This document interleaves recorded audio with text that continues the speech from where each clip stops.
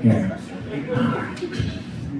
The footsteps of giants, they echo defiant through the night, neath the territory moon. When the thorn in the side of the company died on the steps of the Hasmark Saloon, in Algonquin Gulch, where hard men did pull out the rock guts of the earth, mucking and grinding and slowly refining ore into minerals of worth.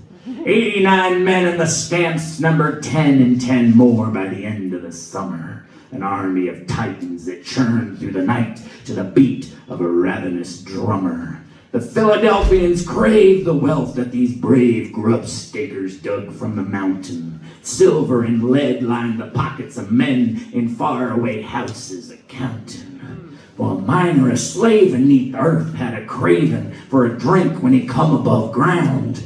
But his cold-blooded bosses measured profit and losses, laid a law against liquor in town.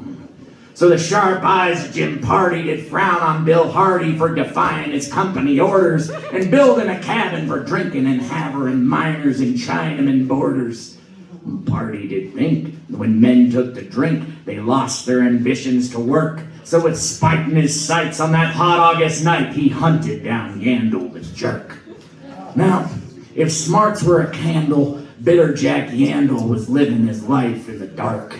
If his pride could be injured, his temper would tender, and Party would offer that spark. That lot between you and Bill Hardy's saloon's improperly drawn in the plot. He's been stealing your land, and what kind of man would you be to take guff from a Scot? So with cold eyes ablaze, Jackie pounded his way straight up to Hardy's front door. With a temper to match, Billy undid the latch, holding his double-aught bore. He ducked the first punch and hoisted that gun straight into Jackie's square jaw. Laid a terrible cut with the big rifle butt and bid the intruder withdraw. Well, his pride cut to bone, old Jackie ran home. He fetched his sharp single shot. For the blood on his face, Bill Hardy would pay as he crossed back the street at a trot. Old Bill never saw nor had time for to draw. The gun was already cocked.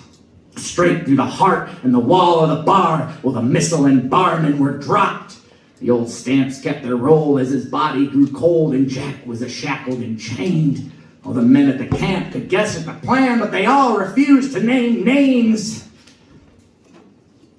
No charges would stick. No witnesses came forth to say. No rumors abound. No further accounts made headlines after the day. Jack sure pulled the trigger, but no man was bigger in Hasmark than Jimmy Pardee, who stood more to gain if the barman were slain than the mine superintendee. Now the stamps are silent, but his ghost is defiant as he keeps watch near the sourdough moon. Never again will Bill Hardy or friends get a drink at the Hasmark Saloon. Yeah. Cool. I got all but one line.